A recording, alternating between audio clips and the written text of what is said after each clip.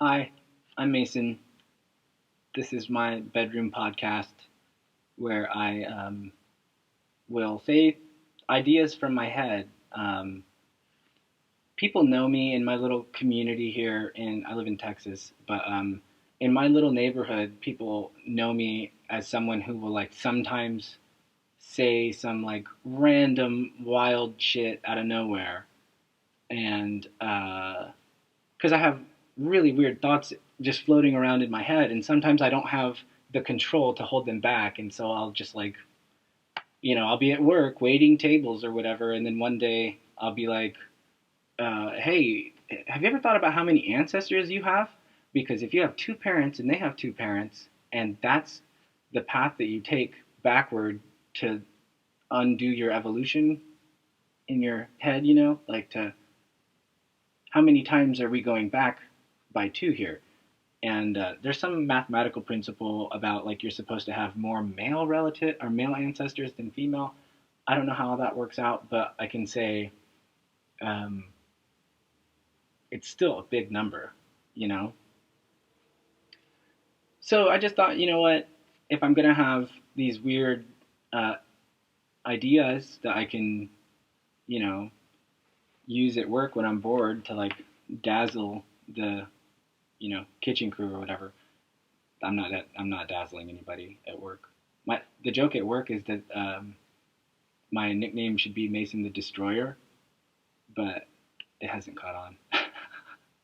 Anyway, you know, I just wanted to have a place where I could open my mouth and say whatever I want. And yeah, I also bought this really cool Tibetan bell, uh, a singing bowl, rather. And I thought I would like start the episode with some noise, some kind of like an ohm sound.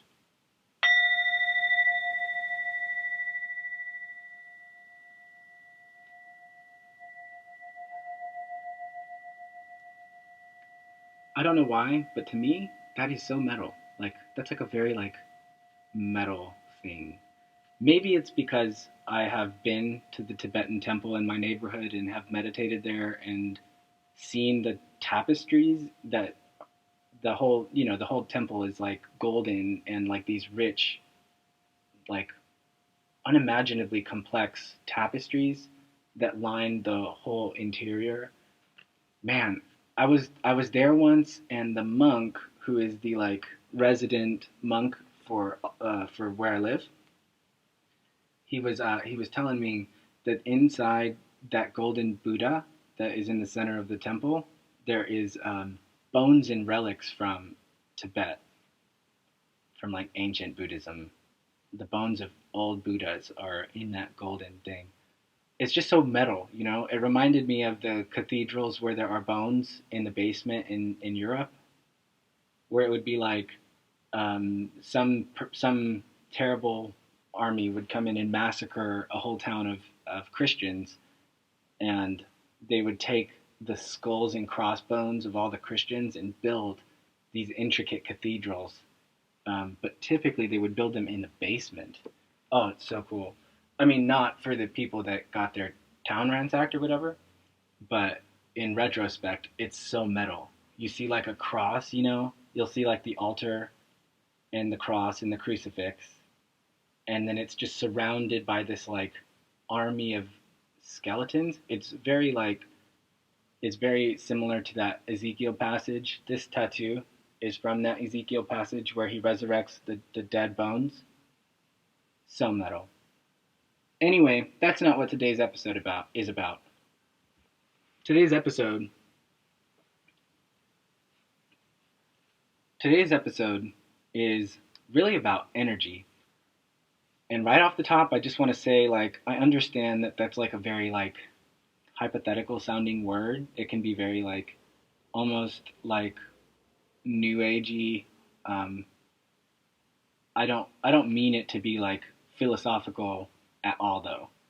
When I talk about energy and managing our energy, and I would say we have a responsibility to curate our energy for our bodies, because if we don't have enough energy in our cells to do the day, uh, that's bad news bears, especially in 2020. Here's what I know about 2020. If you were going to burn out, you burnt out in 2020 because the weight of meaningless tasks becomes all the more difficult and rigorous. It's kind of like Pharaoh doubling the toil of the Hebrews. Like it's you can't be enslaved to something that is burning you out for very long. So then something has to be said about motivation. How do you stay motivated and continue into a future that is unknown, but not be overwhelmed by the chaos associated with a future being unknown? Even in apocalyptic times when suddenly the big what ifs are not so intangible anymore.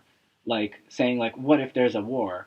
Well, sometimes it has felt in the last decade that a war was imminent or inevitable, and it miraculously didn't happen. But we're not immune to warfare or famine or pestilence or plague. We're not immune to earthquakes. I'm here to tell you the future could hold a lot of bad things, right?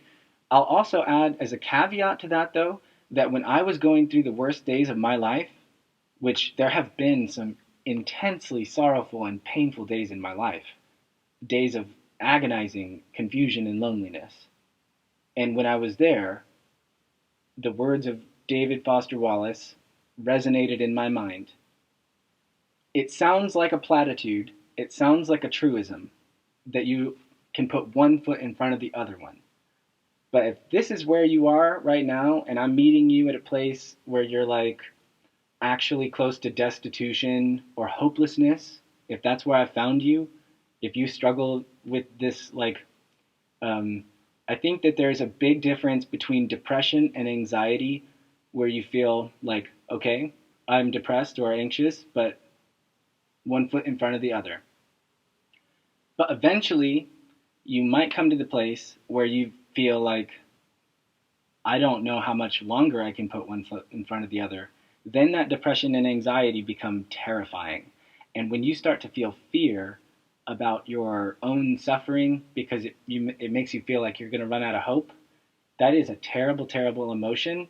And it's one that will lead you to death. Like, you really ought to take that one seriously. And I'm just here to say it isn't that difficult to take it seriously, except that it's something that isn't really talked about or discussed. So I'm here to talk about it and discuss it. I claim zero, I don't mean responsibility. I guess I'm responsible for anything I say, but I mean, I don't claim any authority. My ideas are just food for thought, and I hope that if you hear them and they're not exactly for you, they might still inspire you to think about these problems in a similar way, because I've solved these problems as I've encountered them for myself, but my problems are my problems and your problems are probably different. Anyway, the point here is this. With a proper understanding of energy, you might be able to focus more of your daily attention on the things that give you energy as opposed to taking that energy. The principle in the Bible for this is Sabbath, right? And there's this great verse in the Gospel of Thomas where Jesus says, um, if you can't do the Sabbath correctly, your life is going to be hell. If you can't observe the Sabbath as Sabbath, and then in another place he says that all time is Sabbath, basically. What does that mean? Well, I think that there's a big issue in the West, which is that we often separate Jesus's words from his deeply factual and like blatant personal history of meditation. We just completely wholesale remove that, right? We think of Jesus as somebody who automatically knew everything and didn't go through any turmoil, but the Bible teaches clearly that Jesus did go through turmoil. So if we're going to analyze that mythic literature correctly to glean its psychological merit, then in this case, maybe a better interpretation would be that Jesus is a person who spent 30 years in mystical growing exercises that culminated in deep, lengthy periods of meditation. That seems like perfectly obvious to me, and I don't understand necessarily how we can like expect to take Jesus's advice or arrive at the place where Jesus has called us to go if we're also not incorporating his daily practices. Jesus did not spend all of his time doing good things for other people. In fact, he split his time kind of like a Taoist, half motion, half rest, half creativity, half Sabbath. And for Jesus, what that meant was that often he had to take himself away from the crowd and go be alone and meditate and pray. And he did both of those. We know from the scripture that he did both of those.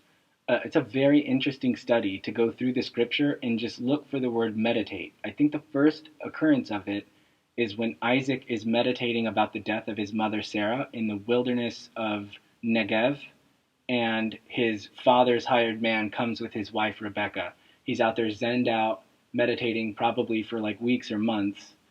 And then one day he sees a caravan approaching, and as they come closer he realizes, "Oh, I'm not in danger. I'm not going to like get attacked. That's my caravan. Like my father owns that stuff." Sure enough, it's Abraham's camels coming along, and the servant hops down from a camel and he helps a young lady off her camel, and he walks her over, and Isaac sees that she's engaged. She's got the ring in her nose, the ring in her ear. She is engaged to Isaac. Isaac doesn't even know her. There's a portrait of meditation for you.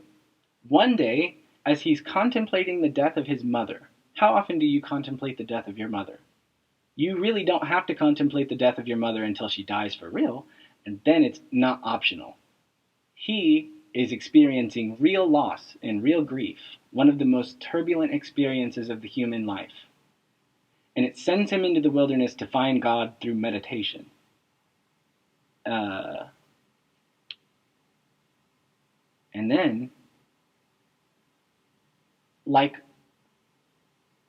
an incarnate symbol, like an incarnate image for the euphoric epiphany of enlightenment, he gets laid by the Earth's hottest girl in the middle of nowhere when he had no expectation of it. And it's not just him getting laid, he's getting married to his soulmate. He discovers the absolute ecstasy of love by contemplating death in the wilderness. That is a beautiful portrait. Now, fast forward to Jesus. Jesus' entire ministry is founded on the authority that he proved himself in fasting. So, is Christianity a religion of ascetic mysticism? Yes, because Jesus clearly demonstrates that in order to hone his soul for the calling that he was actually destined for, he had to go through a long series of learning things. That's clearly what we learn about him. And, like, isn't that a better character? I'm ranting about Jesus here, but that's just a thing that I do. I just sometimes will rant about Jesus because I'm personally like a Christian mystic. So my mysticism and my religion stem from my interaction with Christianity. And from biblical Hebrew and Greek, because those are my study. So academically, I was trained in like all kinds of like important philosophical stuff that is pretentious to mention.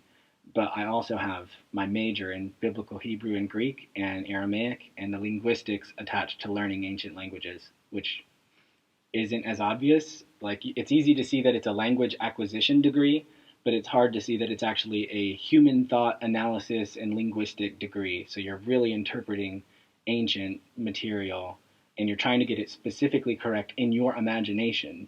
You're trying to correctly imagine in your head what the person imagined when they wrote it. And I would say that I'm defined by the fact that in that study, I had no obligation emotionally. I had no obligation in my head to anything that anyone had ever said before, because I'm like a perfect Enneagram 8. I don't mean I'm a perfect person. I mean I'm like the definition of an Enneagram 8. My experience of gender is not easily definable, and I'm sure I can talk about that at length later. I came out this year as trans, and have lived and continued living as a man, but it's just part of my identity that in my head it's not that easy. Um, and if you are also like that, you should really consider finding the lecture by Joseph Campbell called The Androgyne as a Symbol of Mysticism. And you should really, really consider reading the Gospel of Thomas, which is Jesus' teaching to people who have transcendental experiences of human gender, which is essentially what we're arguing about, right? There's the physical experience, and then there's like these like transcendental soul experiences. Sorry, I drank a Topo Chico and I'm burpy. Anyway, okay, here's an idea for you. Okay, there's two ways to move a car. All right, one is turning it on, putting your foot to the gas, and then it goes forward because of the engine. Right? That's a really good metaphor for what it's like to be a person, because even though we are a body, it seems also that we are using this body to accomplish the desires of some uh, agency, some governmental force. Plato defined the human soul as a republic with a government and a populace. The populace of the human soul is the body, because the organ systems are defining our emotional experience of reality all the time. If you're hungry, there are emotions attached to that, and you can experience them knowing that they're related to hunger or not, depending on how cleverly you're studying the mechanisms of your engine. Just like you can drive a car and have no idea how the engine works. Here's the problem. If you're driving a damaged car, you have to know how to fix your car and how to work within the limitations of its machinery, right? So that's my like whole thing is like I have some PTSD and some like intense depression in my past, and I still go through days or seasons of very intense emotions, and I consider that to be like engine trouble in my car. You might say the transmission is wrong because I'm not quickly switching between productivity or rest. I'm not switching between my gears or park very well in the car, right? Because why? Maybe I have to get somewhere and I'm late, but I haven't made good time because I'm struggling. Okay, here's one reason that you may be late. If your car runs out of gas, you have to move it the other way, which is to put it in neutral and to push it manually. It is very difficult to push your body manually through daily tasks that your body does not have any emotional connection to. Your body evolved. Your body is related to nature. The desires of your body are the animal desires. The desires of your body are to eat something that is good, and because as you eat, your body becomes. You eat, your body digests it, and it sends cells to replace dead cells in your body so that you're constantly being replenished, but also like literally recreated with different molecules all the time. And you get those molecules by eating. So what you eat really matters. Also, if you are allergic to something that you're eating, you might be chronically malnourished. If you're someone who has chronic brain fog and you don't understand why you suffer so much in the morning time especially, I will suggest that maybe you are not evolutionarily suited to digest gluten that well. That's the like evolutionary conundrum on the table right now. In fact, people who digest gluten better than those who don't digest gluten might have a little bit of an evolutionary advantage, because about like 200,000 years ago we started making bread, and a large portion of our diet has been bread. But if you're allergic to bread and you don't digest it that well, then you might set yourself up for failure evolutionarily by not having enough energy because you're chronically malnourished, because the gluten is removing the cilia from your intestines, which would have been absorbing nutrients. That can really happen if you drink a lot of beer. Bread and beer are like deadly for your nutrient absorption system. And if you're not absorbing those nutrients, your body is starving, basically. And the things that it doesn't digest well, it stores away in fat cells and calls them just toxic. One day when you're running or something, your body will take the toxic cells and pull them through your, like, I guess, organs, your liver and pancreas or whatever, kidney or whatever, and it will process those toxins and you will feel sick. If you're really overweight and you switch to like a keto diet to get off the carbs and the bread molecules that hurt your stomach, if you switch away from those, you might go through the keto flu, which is a massive release of all the toxins that your body's been storing in fat cells into your blood, and you feel like you've been poisoned and you start to vomit. And that happened to me because I was like severely addicted to beer, and then I quit beer cold turkey, and like, oh my God, was I not ready for that. The point here is that you have a body, and if you don't change your oil, and if you don't look under the hood, you might be chronically establishing yourself to be energy deficient. If you're, for instance, if you're not getting the gas mileage that you should be getting because your engine needs attention and you are not the kind of person that gives it attention chronically, then it could be the case you're not going to get enough mileage out of the energy that you do get. Here, I want to talk about the two major ways that you do get energy. Um, you know that like some cars are hybrids, right? You can plug them in, or you can like put some gas in there, and I think they work together in some, or you can like run alternate. I'm not sure exactly how it works, but there are also two sources of fuel for us. The first one occurs when we sleep. A mysterious thing happens when we sleep. Our body stops moving, and I personally believe that our body derives energy through the spinal column, and I believe that that energy is distributed through the body through the nervous system. And when you're sleeping, you're drawing energy from, and your brain goes into the alpha mode too. There's alpha particles that are released in your brain, the dream state, REM sleep. If you're not getting that, you're going to be chronically malnourished on energy. But here's the big news for you that I wanted to stress on, or at least I wanted to focus on. You actually can acquire energy manually, just like, Mario picking up coins as he travels, or like mushrooms, I guess. Anyway, you're like a character in a video game that can acquire HP through items that are healing items, right? So like if you play Pokemon, you can have potions, and when you give yourself potions, they heal you. Um, that is also the basic principle of like witchcraft and alchemy, that you can use potions to improve various aspects of your energies, or your humors, you might call them, or you might call them the archetypes of your unconscious, or you might call them the various systems that have evolved in animal life over the course of evolution since the beginning of life on Earth. You can view that in any number of ways. Personally, I think we view it most through the ego and our participation with our desires and our, um, you know. But here's the thing: one of the greatest ways to get energy is to sit. I'm sitting on the floor now.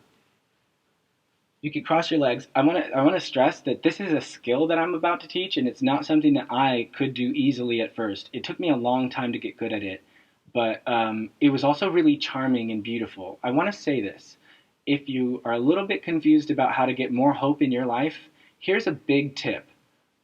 Um, your opinion about the future is determined by your participation in the present. If you participate in things that have fast um, gratification, then you get to harvest what you plant instantly, right? It's kind of like um, planting a seed and then you instantly get a harvest and you can collect it, right? If you're chronically malnourished, that's really tempting because it's like automatic food, right? But here's the thing. Sorry, my topo. If you don't know what Topo Chico is, it's a Mexican sparkling water that is also a gift from God. Anyway, um, what was I saying? If you focus on things that have immediate gratification, then you get more pleasure, but you pay for that pleasure in hope because you know you're not sowing any seeds for the far future. And the difference is this: if you want to create a better future for yourself and you're, I don't know, an aspiring musician, you can either listen to the same music you always listen to, or you can listen to silence and see if your brain starts to spontaneously create music to entertain you. You can spend your time trying to practice and getting frustrated by the limitation of your skill and being negative about your abilities, or you can practice your skills with a sense of humor. And the difference is that if you have a sense of humor and acceptance about your own capacities, you can start to entertain yourself kind of like a slave and a master, like a king with a jester in his court, right? That's the relationship between an artist and his body, because the body is the source of all the artwork. By programming the body through repeated practices, you can begin to experience greater experiences of creative consciousness. And by honing your skills to a state of mastery, you can begin to conquer the fears that will hold you back from having creative experiences. Now, here's the thing: that process is more ethically strenuous and difficult, and you have to wait for the gratification. But you don't have to wait for long. Try, if you're like a piano player, try playing some practice. Find a practice on the internet that you can repeat to a metronome and see how fast you can get it, like a lick or something like that. On a guitar, like maybe practice your double picking to tempo, right? And do that every day for 3 days. 3 days. And in 3 days, you should be able to see the speed at which you're improving with daily repetition. But here's the thing: scientific proof here. If you're not reaching REM sleep at night because you have too much alcohol in your brain when you go to sleep or too much weed when you go to sleep, your body has to process those before you can enter REM sleep. So there's a balance here. The more immediate gratification you have, the slower that you're improving. It's that improvement that will give you hope about the future. Because if you depend less on the random chance of fate, then you'll feel more emotionally secure about the future, right? And I'll end on a note that's similar to that. Yoga. When you meditate, if you are brave enough to face the spiritual question mark that awaits you, if you're brave enough to peer into the darkness, if you're brave enough to acknowledge your own mortality, and if you're, I don't know, old enough and mature enough, which I don't know. I don't know you. Maybe you're not. Maybe meditation isn't for you. Maybe you're not qualified. Oh, I don't know. Maybe you're not powerful enough. Could be. I'm not sure. As for me, it was something that I had to practice. I wasn't good at it at first, but with daily repetition, my body started to learn the skills, and now I would consider myself an expert at sitting crisscross applesauce with my back straight. That's what I'm good at. So you can't see it because I'm wearing a flowy shirt here, but like I'm trying to keep my back straight, my shoulders back a little bit, because I just want to I want to have a perfectly vertical line down the center of my back. I'll teach the chakras in another lesson, but as for just for now, suffice it to say that when you sit still like this, your body um, draws energy from, I don't know, the sun, gravity. I don't know. It could, there's probably science about it, but, more importantly, they've shown that doing a meditative practice has a lot of health and mental benefits. A lot. And you can achieve, nobody talks about this. If you meditate for long periods of time, you can attain very entertaining and fun experiences of your own mind that the ceiling is like oneness with God and euphoria. So, I mean, you're not going to reach that ego death every time. You're not going to reach the magic necessarily every time, but you should reach a lot. And, you're collecting magic is what you're doing when you're meditating. You can also collect magic by moving your body in yoga. By doing yoga, I would say for me, I thrive when I do yoga in private so that I can go free and not worry about anybody's opinion of me. I can do sometimes when I do yoga, I'll just like make it up, I guess. But I know that it's real yoga because I can feel that I'm deriving energy from it.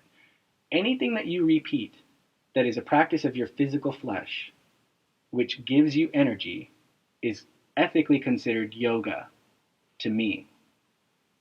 Yoga is another word for connecting yourself to the divine source of energy, which, again, sounds spiritual, actually is not that spiritual. It's actually very physical and natural. Connecting yourself to your source of energy, if you're an animal, means standing in the sun and then like doing the things that the sun created your animal body to do. Not that the sun created you, but it was an elemental force in your, you know what I mean. The sun seems to have expectations of us every day. And the moon has expectations of us too, but things like go to sleep. That's a good one. You know, if you don't meet the expectations that um, exist in the human consciousness, then your body will feel like you're not thriving enough, or that you're not skillful enough, or that you're not prepared enough, or stable enough, or consistent enough. Whatever your body has against you as a government, if we're going to be platonic again, whatever it is that your body has against you might prohibit you from like connecting with yourself too. And yoga will reconnect you manually so that you can work through all of that in real time. Sorry, I just hit you in the ears. Oh no. Okay. Anyway, that's what I got for now. If you don't manage your energy, who will do it for you? Who will? What if you actually need like not only like energy but also love and attention as well? If you give yourself more love and attention, will you also have a more positive outlook on the future? Because at the end of the day, you are not responsible to create the future that you want for yourself. All that you're responsible to do is to navigate the present moment in a way that gives you optimal hope in the future, in your own capacity to grow, in your potential as a person and as a thing to grow. And in that like maximization blooming process, you should find the rapture and enlightenment and beauty that mitigates the suffering, I guess. Not that you get a choice, you're doomed, you're stuck here, your only option to get out is like death. And there's nothing to suggest that death is not worse than life. I mean, maybe there is a hell. I don't know. I don't know. I don't think that there. I don't feel like there is one, but maybe there is one. You don't know. I don't know. I'm teasing now, but thank you if you've been here and if you've enjoyed it, then I really appreciate that. Uh, I will do this. Like this will be a thing I do, and mostly I just want to say that if you've given me any of your time today, then I recognize that as a precious gift. I hope that you may have gotten some encouragement or maybe a new curiosity. I don't know. I dare you to meditate. I dare you to try it. There's nothing to stop you. And even if they take away every other freedom that you have, even if they put you in jail, you will still have meditation. Even if you have to go to work, if you learn how to meditate, you can meditate through the yoga of your work. And that will give you energy instead of taking energy away. Do you see that there's magic in that? I hope that you will try it. Before you say you don't believe in yogic magic, I hope you will try it and see if you have more energy and more hope in your life. Anyway, I love you. That's all I have to say.